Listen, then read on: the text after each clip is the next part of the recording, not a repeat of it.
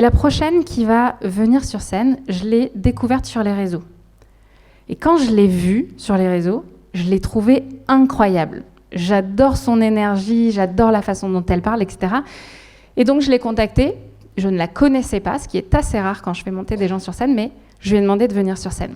Et donc la prochaine personne qu'on accueille, c'est Valentina.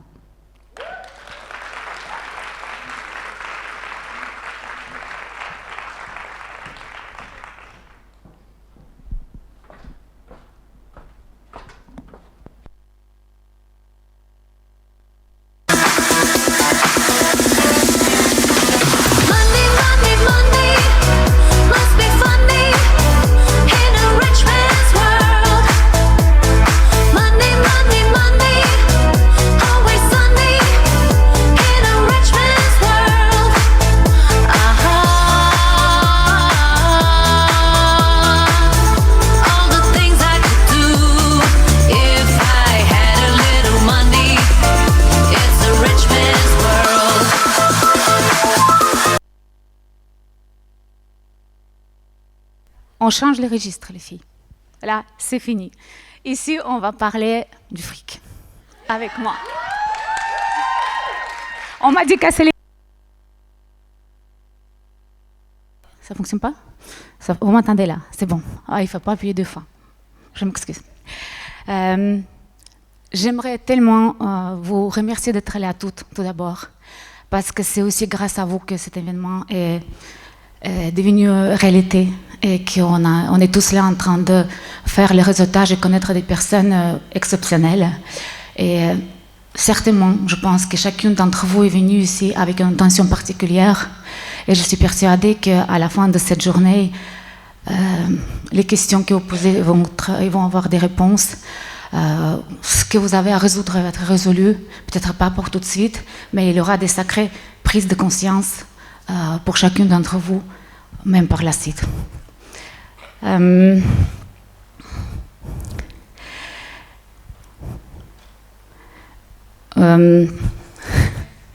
Tout d'abord, je veux dire que je suis obligée de parler aujourd'hui aussi de moi.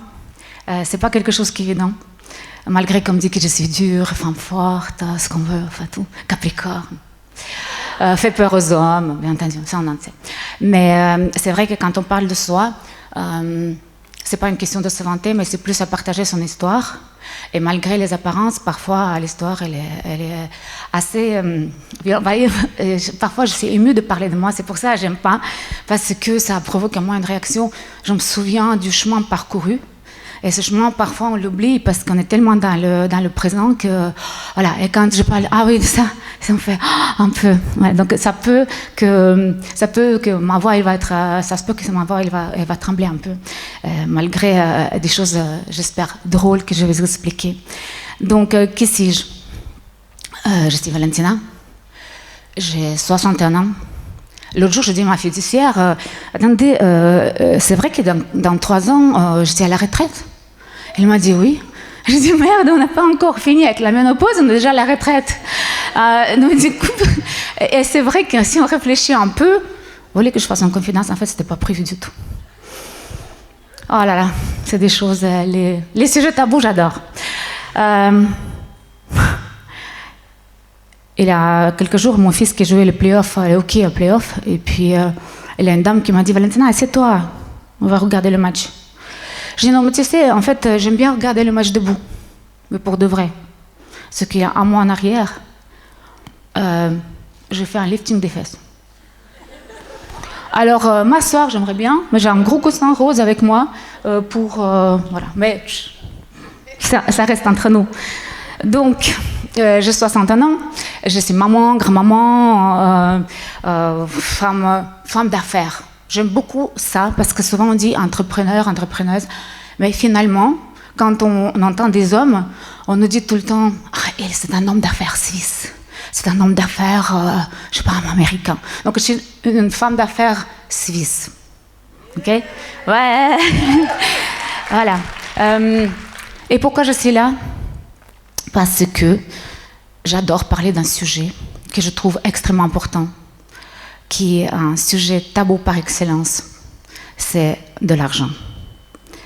à part que je sois maman, grand-maman, mentor, maître praticien en programmation neurolinguistique, promoteur immobilier, plein d'autres choses. Maître d'armes d'escrime, tiens, c'était ma première passion. Et malgré ça, surtout, pourquoi je viens vous parler de l'argent? Parce que je suis multimillionnaire. Et cette fortune, je l'ai faite par moi-même. Parfois, par passant, bien entendu, par les moments complètement dingues, si on réfléchit. Et c'est ce que je voulais partager avec vous aujourd'hui. Et c'est pour ça que je vais vous parler de moi aujourd'hui, pour que vous compreniez que finalement, c'est juste une question de réglage. L'argent, c'est une question de réglage et de changement de vision sur les choses, sur cet argent-là et son utilisation. J'aime expliquer aux gens que tout est possible, que finalement l'argent c'est un outil, c'est une énergie. Je pense que c'est le secret pour personne puisqu'il y a beaucoup de coachs par là. Et il suffit juste de changer notre vision, notre mentalité face à l'argent. Et c'est ça qui est très difficile. On a parlé encore hier soir, ces phrases comme « je ne mérite pas », ces croyances, elles nous poursuivent toute notre vie. Finalement, on ne sait même pas par qui c'était dit. On a dit toi tu ne mérites pas. Ah oui, c'est vrai, pourquoi je ne mérite pas? Je vous dis franchement, moi, je n'ai jamais assez. On peut me dire ce qu'on veut, moi, je n'ai jamais assez. Et non, mais c'est vrai. Je dis, mais comment c'est possible? Alors, non, les ambitions, tout est dans les ambitions. Alors, je suis devenue psychologue financière, je me prononce comme ça. Qu'est-ce que c'est la psychologue financière? La psychologue financière, la psychologie financière, en fait, elle étudie notre rapport avec notre comportement, nos émotions et nos croyances face à l'argent. Et tout est là. Quelles sont ces croyances? On parle souvent des croyances limitantes, en fait, mais il y a aussi les croyances aidantes, celles qui nous aident. En fait, à chaque fois quand on transforme une croyance limitante en croyance aidante, tout d'un coup, ça change. Je ne mérite pas. Tout d'un coup, je me dis, mais pourquoi pas moi? Mais bien sûr que je mérite. Et je peux mériter beaucoup plus. Donc voilà. Elle étudie aussi les émotions, comme les peurs, la honte. Qui n'a pas peur de jugement des autres? Qui n'a pas peur d'être rejeté? Qui n'a pas honte? Je vous assure, les filles, je vous dis la vérité. Aujourd'hui, je peux m'acheter n'importe quelle voiture. Après, je ne suis pas grosse fan. Mais là, je me suis acheté il n'y a pas longtemps une Porsche parce que avec ma petite décapotable, je n'arrive pas à mettre trop de valises. Et si je suis venue avec 3 valises hier, j'ai dit à l'hôtel, mais vous avez quelqu'un pour me donner un coup de main pour poser les valises? Ah non, on n'a pas de service ici. Ah oui, c'est vrai. Donc voilà, on s'habitue. J'ai commencé bien, je vous expliquerai où. Mais on s'habitue vite aux belles choses. Et la même chose que quand on commence à voler en business class, on n'a plus aucune envie d'aller là-bas au fond de l'avion, se ramasser les sacs à dos, des mecs avec les sacs à dos qui vont vous savez, ceux qui passent toujours, qui vont passer pour ceux qui ont payé les billets plus chers, et puis ils passent vers le guichet business class, et puis les malins. Donc non, voilà, mais c'est pas grave, quoi. Moi, j'entends, c'est pas un crime, hein. Je trouve que c'est bien d'avoir de l'argent, honnêtement. C'est vrai.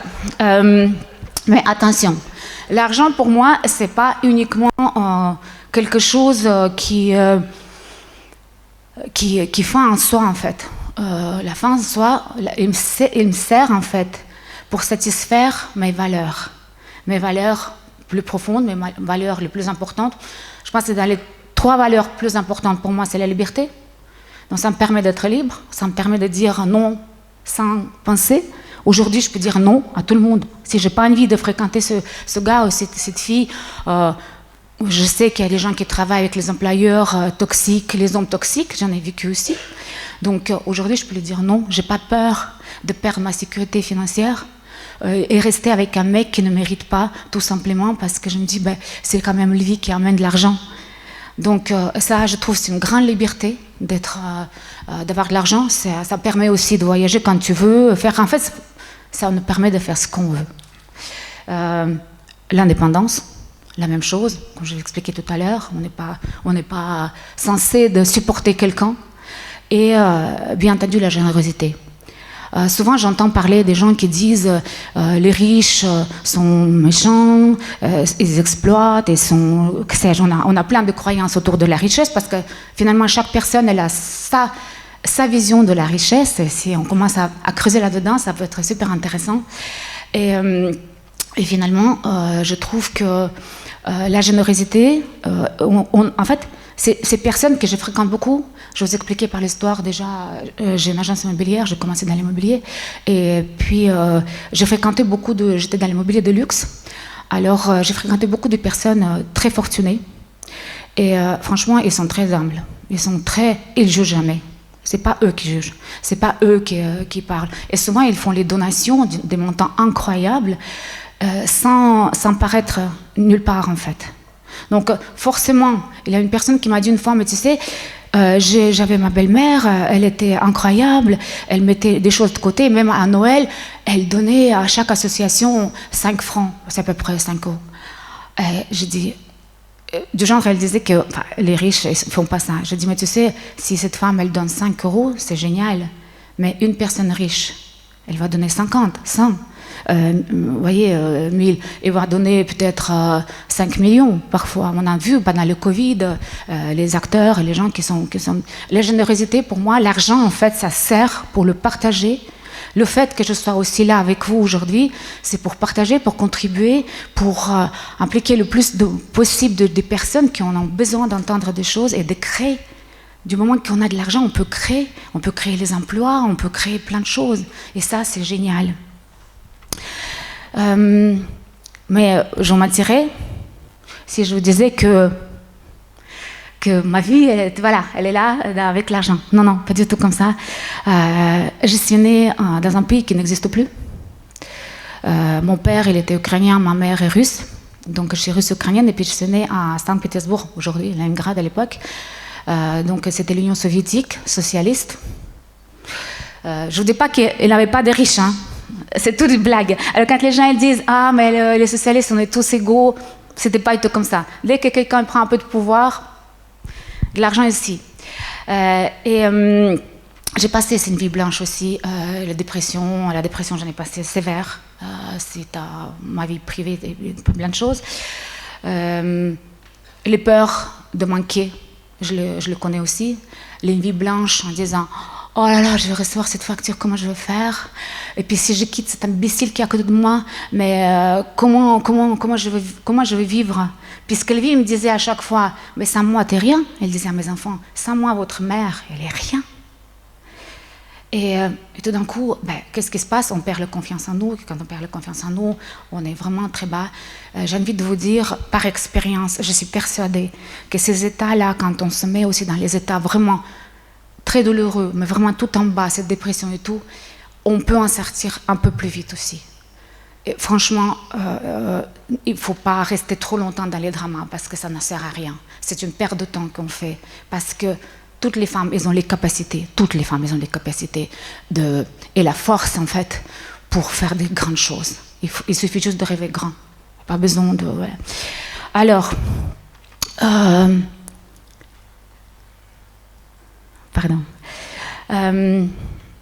donc, je suis née dans ce pays capitaliste. Ma première passion là-bas, c'était l'escrime. J'ai découvert l'escrime. Bon, j'ai joué du piano aussi parce que toutes les filles russes doivent jouer du piano, je détestais. Et puis après, donc, je faisais l'escrime en compétition pour l'Armée rouge. Je voyageais, c'était assez glamour, c'était passionnant. J'adore ce sport qui m'a beaucoup appris d'ailleurs. Surtout d'avoir les adversaires, de les reconnaître ses adversaires et se dire mais comment je vais faire pour les contourner, tout en restant à savoir qu'après chaque bataille en fait en escrime, on se touche la main. C'était ma sœur jumelle avec qui je sortais sur la piste, c'était mes meilleurs amis. Mais ce qui est la force de ce sport aussi, c'est se dire qu'une fois c'est terminé, peu importe laquelle elle a gagné aujourd'hui, on reste très liés. Donc voilà.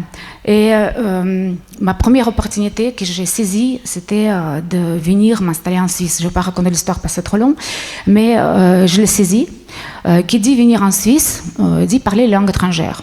Mais comme j'ai vécu à l'Union soviétique et puis on a vécu sous le rideau de fer, on se disait mais pourquoi faire apprendre les langues étrangères? Franchement, ça ne sert à rien. Donc je me retrouve en Suisse, muette, parce que je parlais ni français ni l'anglais.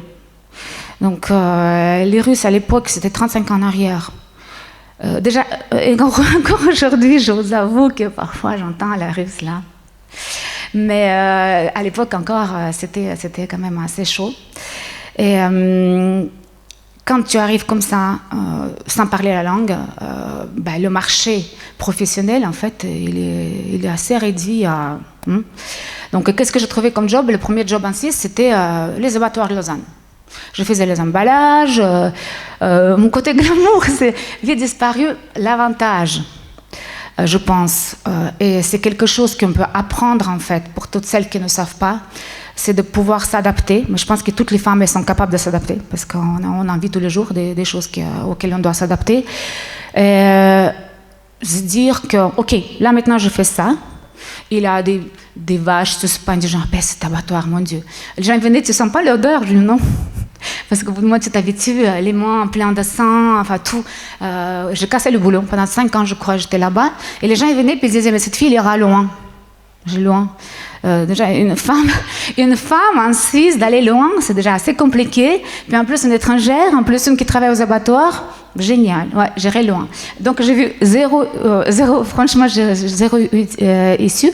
Mais malgré ça, j'avais un salaire misère, en fait, assez misérable en plus. Mais je mettais de côté.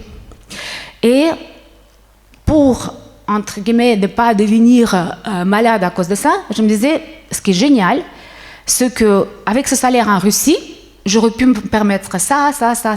Donc ça ne correspondait pas du tout à ce que je pouvais gagner en Russie. Et finalement, voilà, ça allait comme ça, j'ai mis de côté et j'ai commencé à investir en moi. Vraiment, ça a commencé comme ça. La langue, bien sûr, le français, j'ai toujours l'accent, mais bon, ma foi, voilà, c'est comme ça. Ça fait aussi notre charme. Donc, le français, l'anglais, l'allemand, puisqu'on parle 4 langues en Suisse. Et puis, d'un coup, je découvre par hasard ma deuxième passion, qui est l'immobilier. J'avais réussi avec mon petit salaire de mettre l'argent de côté et j'avais ce montant qui était 60 000 francs. Et c'est clair, avec 60 000 francs, on n'achète pas beaucoup, pas grand-chose, même encore aujourd'hui, enfin même à l'époque, à 35 ans en arrière. Et je me dis, bon, ok, qu'est-ce que je veux faire? Je vois une annonce, une maison aux enchères, la vente aux enchères. Une maison que tout le monde critiquait, et puis voyez, parce qu'elle avait un tas de fumier devant la maison. Tout le monde voyait que le tas de fumier et cette maison qui était en ruine, en fait. Moi, quand je passais devant, je me disais, je vais faire un truc incroyable. Et voilà, et je l'ai acheté aux enchères. Je me disais, la honte, les enchères, et tout le monde est là. Et puis, en fait, dans les enchères, en général, on lit le procès verbal, et puis après, tu mises. Mais moi, je ne savais pas. Tout d'un coup, je dis, non, je ne sais plus, 60 000, parce que j'avais que 60 000. Les gens me regardaient et tout. Bon, finalement, je l'ai acheté, je l'ai transformé, et c'est là où je commençais, parce que finalement, la richesse et la fortune, ça commence par quelque chose. Si on n'a rien, on n'a pas d'échange. C'est comme une monnaie d'échange. On commence par un flocon de neige, par exemple, on fait une boule et puis après c'est bonhomme de neige, etc., etc. Donc quand on dit je vais avoir 1 million, ou bien ceux qui gagnent au loto, et puis pourquoi ils n'arrivent jamais à garder de l'argent, parce qu'ils n'ont aucune culture et de gestion de cet argent. Donc forcément là, voilà, j'ai acheté cet immeuble, j'ai passé partout, le tribunal administratif avec la commune, tout, j'étais tout de suite mise là-dedans, et finalement j'ai dessiné le projet moi-même, parce que ça c'est quelque chose que je pense qui est né à moi. Donc j'ai dessiné le projet moi-même et j'ai commencé à diriger, n'est-ce pas, les chantiers, les travaux. Ça, c'est comme ça a commencé. Et j'adore construire, j'adore faire les travaux, et diriger les mecs, n'est-ce pas? C'est très bien. Immobilier, ça c'est bien. Voilà. Et pourquoi ça fonctionnait finalement pour moi? Mais parce que, tout simplement, aujourd'hui, je sais que j'avais le mindset de riche. C'était pas pour moi de ne pas, oh mon Dieu, eux ils ont de la chance, pas moi, j'avais pas plus de chance ou moins de chance que les autres. J'ai juste construit ce que j'avais à faire en fait, et j'ai su m'entourer des gens. Je pense que la plus grande force quand même, c'est pour ça on est toutes là aujourd'hui, c'est de faire des forces des autres, de les prendre, de les apprendre, de se dire mais comment est-ce qu'ils font? parce qu'on n'est pas toutes bonnes partout, on n'est pas toutes parfaites partout. Il y a les gens qui sont plus fortes, c'est aussi déléguer et faire confiance aux autres. Hier, on a parlé encore à table que finalement, toute une question de confiance. Et c'est vrai. C'est pas facile, hein, c'est pas facile à déléguer et se dire que quand on est surtout perfectionniste et puis non, on sait tout. On sait tout, on fait mieux que les autres, hein, la femme de ménage. Donc voilà. Alors, 6 ans en arrière, tout d'un coup, j'ai compris que la construction, l'immobilier, en tout cas suisse, ne m'intéressait plus. Parce qu'on dit que c'est les requins. C'est vrai que c'est un monde à part, mais il y a des gens très qualitatifs et très très bien. Mais tout d'un coup, ça ne m'appasionnait plus. Puis comme j'aime faire ce qui me passionne, ben je découvre le coaching, le mentoring, je découvre la programmation neurolinguistique que j'utilise beaucoup. Je l'adapte un peu. Je trouve que c'est un peu aussi un peu dépassé, donc je l'adapte un petit peu à ce qu'on fait aujourd'hui, à cette nouvelle vie qui est super rapide, extrêmement rapide.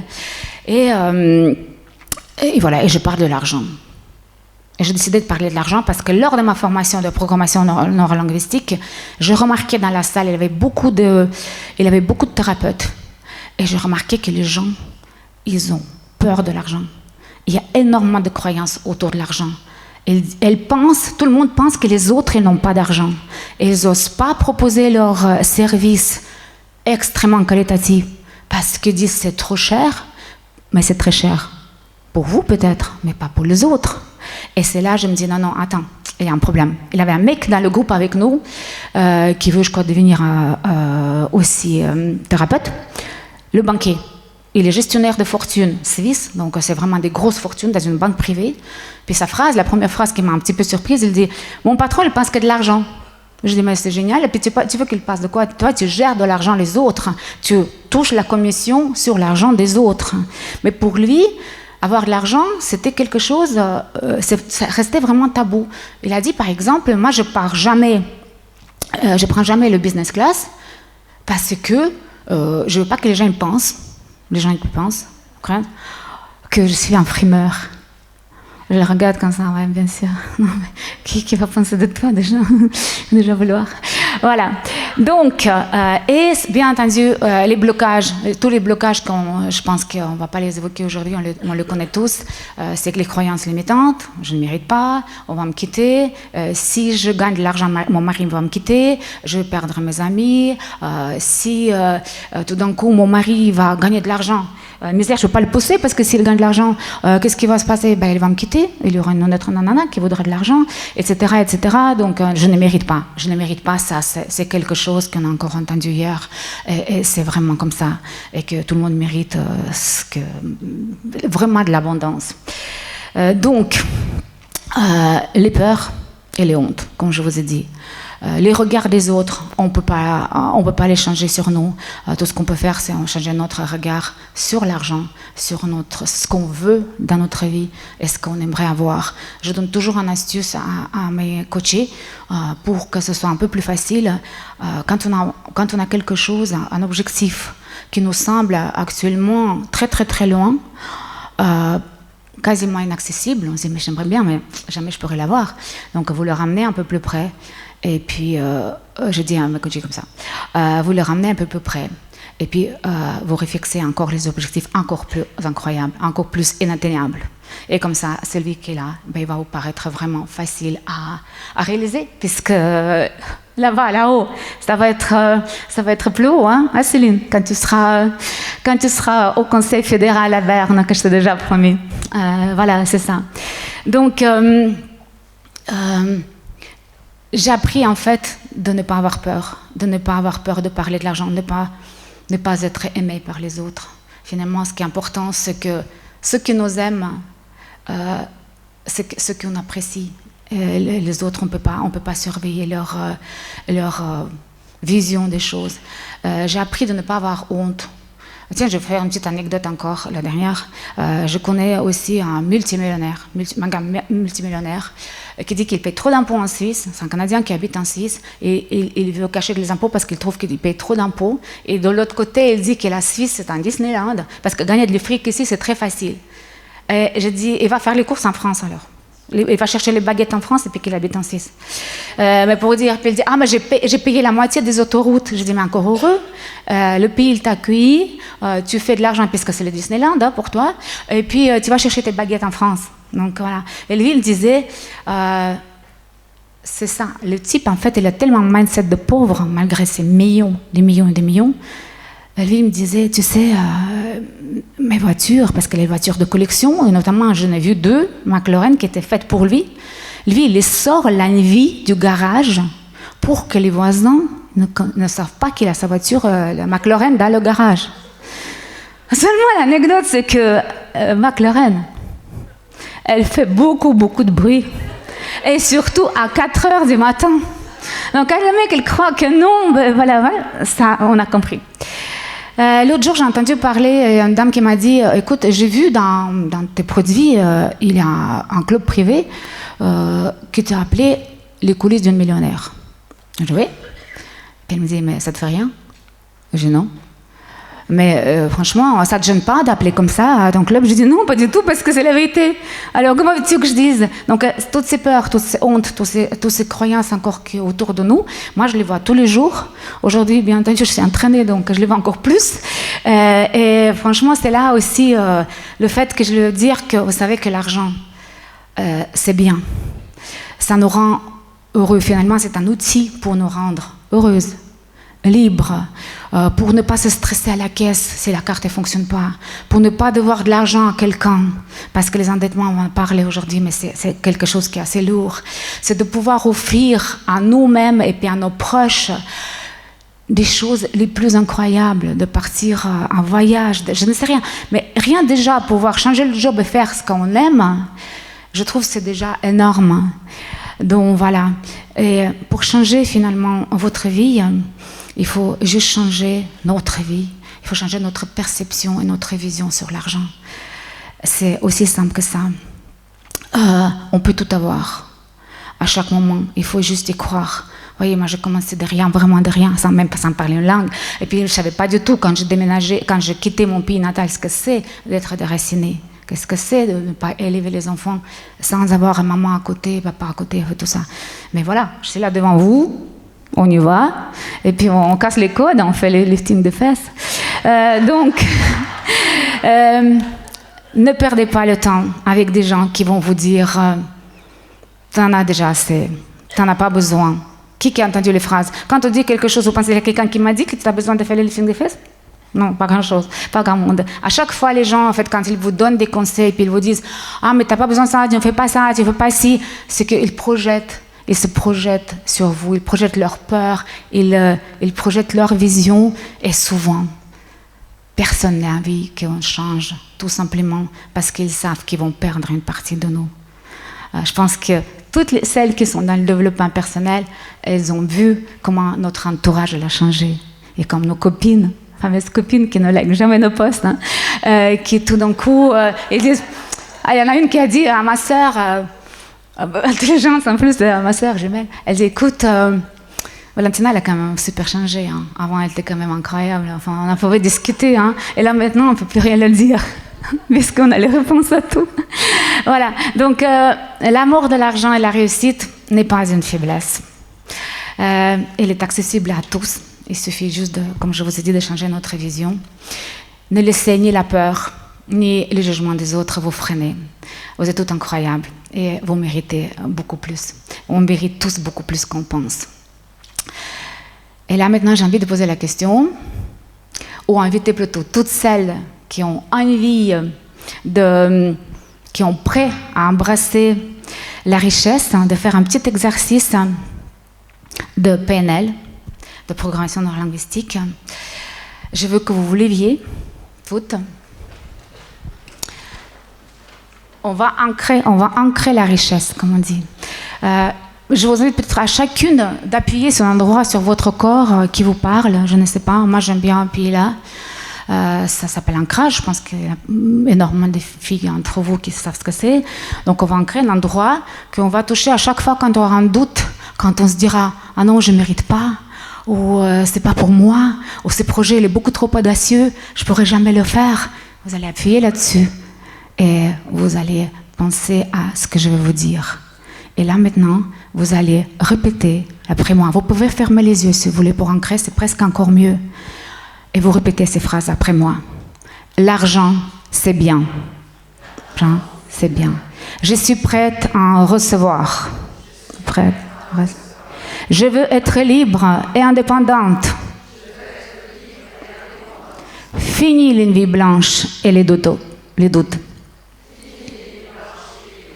Je mérite l'abondance et je veux vivre dans l'abondance. Je suis prête comme jamais à connaître la prospérité.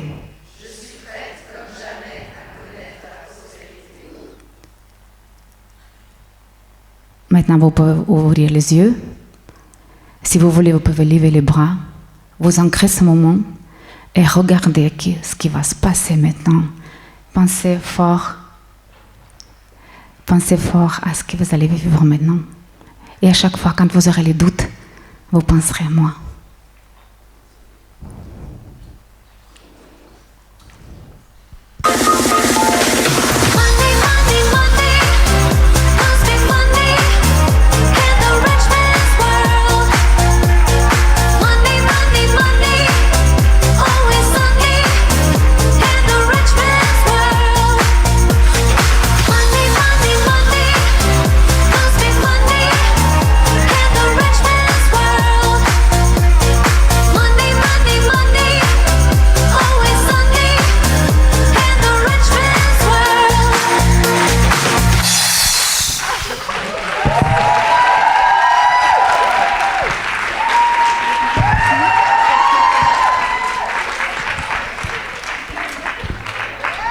Pour moi, tout ça?